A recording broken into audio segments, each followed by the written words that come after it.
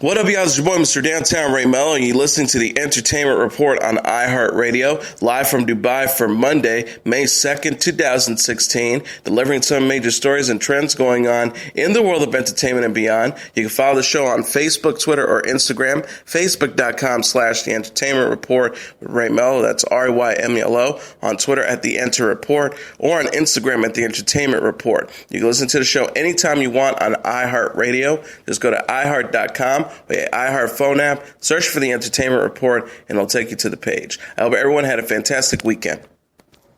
Alicia Vikander has been cast as iconic video game archaeologist Lara Croft in an upcoming Tomb Raider film reboot. According to Variety, the actress was always producing partner Warner Brothers and MGM's first choice for the coveted role and made the announcement after a new draft of the script was finished. Roy Altog had signed on to direct. Vikander beat out Star Wars The Force Awakens star Daisy Ridley for the part, who confirmed in March that she was in discussions to play Lara Croft. Angelina Jolie famously portrayed the dual pistol-wielding heroine in 2001's Lara Croft Tomb Raider, and again in 2003's Lara Croft Tomb Raider, The Cradle of Life. The video game, which has sold over 35 million units, was released in 1996 for the original PlayStation. Warner Bros. And MGM have reportedly been inspired by Square Enix's latest entry in the series, which features a younger, more realistic Lara Croft as she continues to explore the world and search for treasure, much in the same vein as Indiana Jones. The Tomb Raider reboot is expected to enter production soon and release towards the end of 2017. Vikander was last seen in The Danish Girl, where she won an Oscar for her performance, and the critically acclaimed sci-fi thriller Ex Machina. She will soon appear in Jason Bourne and The Light Between Oceans opposite Michael Fassbender.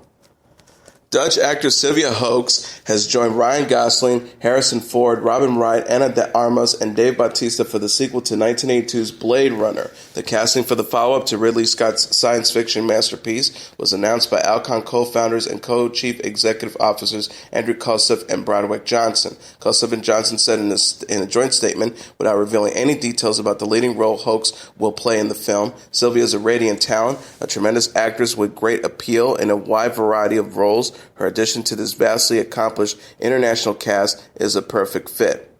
Director Denis Villeneuve is scheduled to begin principal photography in July. The movie will be released by Warner Brothers in North America, and Sony Pictures Releasing International will distribute in all mediums for overseas territories. Actress Sophie Turner posted on Instagram a photo of her and her co-star Ty Sheridan on the set of the upcoming movie X-Men Apocalypse. The message read on Friday, #Flashback Friday. To that time, Cyclops and I went shopping at the mall and found our favorite singer's album, pre-1989, of course. The post captioned a Snapchat of Turner as her character Jean Grey sporting a 1980s-style clothes and browsing a record store's rack with Sheridan, who is wearing sunglasses and holding an album that says Dazzler, Sound of Light and Fury. Vinyl disc cover art shows a blonde female pop star who resembles Taylor Swift, an artist who had a blockbuster album called 1989. It's unclear if the post was meant to tease Swift's actual involvement in the project or if Turner simply saw a similarity between Swift and the singer on the Light and Fury album cover, or if fans are expressing some wishful thinking that Swift might play a superpowered mutant. Neither Swift nor director Bryan Singer, both prolific social media users, have commented on Swift's casting buzz. A spokesman for actor Will Ferrell says the comedian won't be participating in a movie that revolves around former U.S. President Ronald Reagan's battle with Alzheimer's disease, as had been previously reported. Thursday, it was reported that the comedic actor was planning to take on a role as the 40th president that has been described by some news reports as an Alzheimer's comedy. The film's plot is set to revolve around a White House intern who convinces the actor-turned-politician he's only playing the president in a movie, where he enters his second term in 1985 with dementia.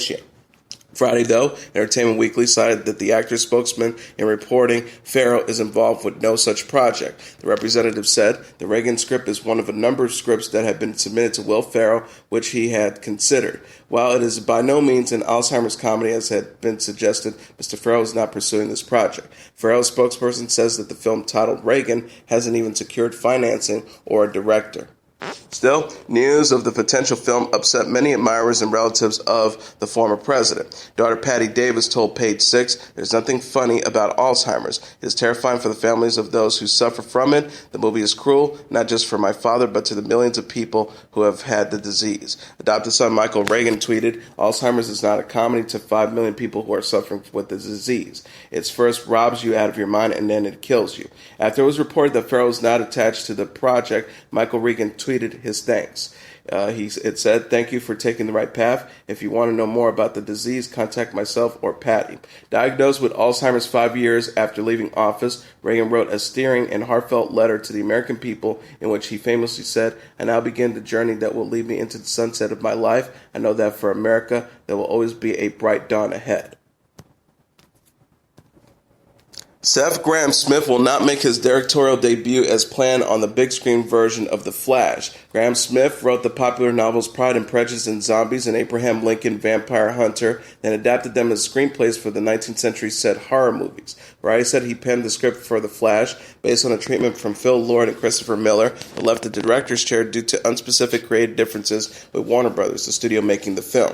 No replacement for Grahame-Smith has been announced yet. Rise Miller will play the superhero in the standalone movie after introducing The Flash to audiences in the ensemble picture Batman vs. Superman: Dawn of Justice. The Flash is scheduled for release on March 3rd, 2018.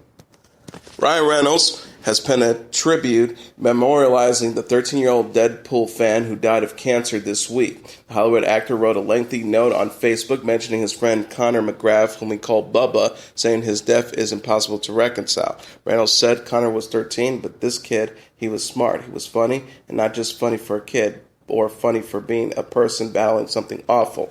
He was unqualified funny. He had that thin.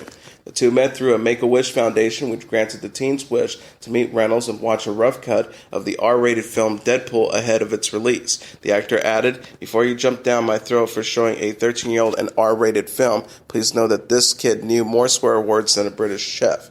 He also said, "I'm grateful I got to orbit Connor's world for a brief time. Grateful for the pages and pages of hilarious text between us. Grateful to his parents for allowing Connor to spend time with a fountain of child in the body of a 39-year-old.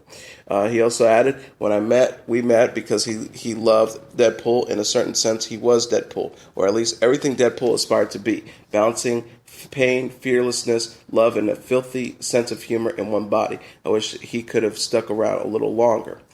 This week, Reynolds began shooting his new film, The Hitman Bodyguard, by Millennium Films. He will star alongside Samuel L. Jackson, Gary Oldman, Eoldie Young, and Salma Hayek in the action comedy. Reynolds will play protection agent Michael Bryce, who is hired by a former enemy played by Jackson. Netflix says it has ordered a full season of Marvel's Daredevil spinoff called Marvel's The Punisher, starring John Bernthal as Frank Castle / The Punisher. Hannibal veteran Stephen Lightfoot is to serve as executive producer and showrunner and will write the series' first 2 episodes. Bernthal introduced his character in Season 2 of Daredevil. Joseph Lowe, executive producer and head of Marvel Television, said in a statement Friday, "We want to thank the fans who are clamoring for more of John's stunning and powerful performance as Frank Castle from Marvel's Daredevil. Now combined with showrunner Steve Lightfoot's compelling writing, we're thrilled to bring Marvel's The Punisher to Netflix." Cindy Holland, the Netflix vice president of original content, says John took our global audience with his performance as Frank Castle from the moment he stepped on screen in Marvel's Daredevil, and we're looking forward to seeing more of him in this role under the vision of Steve Lightfoot.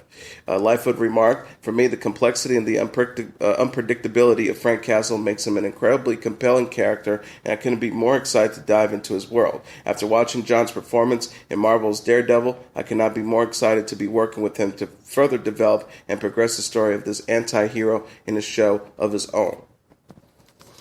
Netflix has renewed the comedy series The Ranch for a second season. Cast members Ashton Kutcher, Danny Masterson, and Sam Elliott made the announcement via video Friday. Masterson said, referring to the premiere of the second half of Season 1, "Hey y'all, greetings from the ranch. Just a reminder, we got 10 more episodes coming up this fall." Kutcher said, with Masterson chiming in, "Boom. Oh yeah, and we got picked up for a second season. Boom." And Elliott added, "Yet due out in 2017. Kutcher tweeted the 16-second clip alongside the message, sharing the news that The Ranch has been renewed for a second season due out in 2017. The Office veteran John Krasinski is set to play iconic CIA operative Jack Ryan in a small screen series based on the Tom Clancy books. Deadline was the first to report the Paramount TV project, which is expected to stream on Amazon after it officially is greenlit. The show is a collaboration by writer-producer Carlton Cuse, writer Graham Rowland, Michael Bay's Platinum Duns, and Skydance Media. Krasinski and Bay recently worked together on the political thriller 13 Hours. Previous actors who played the role of Jack Ryan include Alec Baldwin, Harrison Ford, Ben Affleck, and Chris Pine. Actor, comedian, and filmmaker Ricky Gervais says it would have been mental if he cast himself as Frank, the handsome, cool, and self-absorbed broadcast journalist in his Netflix movie Special Correspondence. The role of Frank eventually went to Eric Bana, while Gervais plays Frank's sweet but bumbling technician Ian. When the men lose their plane tickets and passports on their way to cover a war in Ecuador, they start filing fake news reports from a room over a restaurant in New York City to avoid getting fired by their boss Mallard, played by Kevin Pollak. Verma Farmiga plays Ian's estranged wife Eleanor, who becomes an unlikely celebrity by raising money and appearing on talk shows in an effort to bring the reporters home after they are believed to be kidnapped. Asked at a recent Tribeca Film Festival panel discussion after a screening of the movie if he always saw himself as Ian and never considered himself for the role of Frank, Gervais replied, "That's ridiculous. Imagine if it's the other way around. It's mental. It would be like Kevin as the Hulk." However, Gervais admitted Farmiga is also initially thought Gervais and Bana's roles should be reversed. Gervais quoted Farmiga as telling him, "It's just the last time I saw him, he was being nice in the film, and the last time I saw you, you were doing the Golden Globes." Gervais is famous for his sharp verbal attacks on celebrities at the high-profile Golden Globe Awards ceremonies. He has hosted the gala 4 times. British actor Martin Freeman says Sherlock Season 4 is to begin airing late this year or in early 2017. Freeman, who plays sleuth John Watson on the popular drama, talked about the show's return on Friday's edition of the UK chat program The Graham Norton Show. He said, after joking Sherlock wouldn't be back until 2029, "I imagine January or Christmas." Sherlock co-star Benedict Cumberbatch is the brilliant consulting detective Sherlock Holmes, Watson's partner in crime solving. Season 3 wrapped in January 2014. One-off TV movie starring Cumberbatch and Freeman was set in Victorian London, aired this past January. Season 4 began shooting this month. It will consist of 3 episodes. Production on The Maze Runner: The Death Cure, the 3rd installment in the franchise, has been postponed again to allow actor Dylan O'Brien more time to recover from onset injuries he sustained in March. A representative for 20th Century Fox told ABC's Good Morning America Saturday, "We wish Dylan a speedy recovery and look forward to restarting production as soon as possible." No date was specific. The 24-year-old actor was working on the film in Canada when a mishap involving a vehicle sent him to the hospital where he was treated for severe broken bones. O'Brien plays Thomas in the Maze Runner movies, which are based on the James Dashner series of books. The first 2 movies, The Maze Runner and The Maze Runner: The Scorched Trials, earned a combined $660 million at the box office. Anderson Cooper and Mario Lopez are open to hosting Live with Kelly Ripa. The 48-year-old CNN correspondent and 42-year-old extra host expressed interest in replacing Michael Strahan on Live with Kelly and Michael, following word Strahan will leave the talk show in May. Cooper said Thursday on Watch What Happens Live, "I love Kelly. Kelly's the heart and soul of that show. It's going to go on and continue to be great. I wish Michael the best in his new endeavor." He said when asked if he'd take the position, "I'm very happy at CNN. It would be a dream to work with Kelly, but nobody's offering anything." Lopez, meanwhile, called the rumors flattering on Friday's episode of Ellen DeGeneres Show. The television personality says he's heard his name tossed around and seemed to confirm he's in talks for the job. Lopez said, "I love Kelly. I've guest hosted with her a few times. She's awesome. I actually did a movie with her husband, Mark Consuelos, who is a really good guy. I'm looking forward to going back and guest hosting again." Added of his wife, Courtney Lane Massa, "I've got to go over everything with Mrs. Lopez. She's the real boss of the house, so we'll see what she has to say." Michelle Obama and Jill Biden will appear on next week. The NBC reality competition confirmed that Obama and Biden will appear on Monday's May 2nd episode to celebrate the 5th anniversary of their Joining Forces initiative.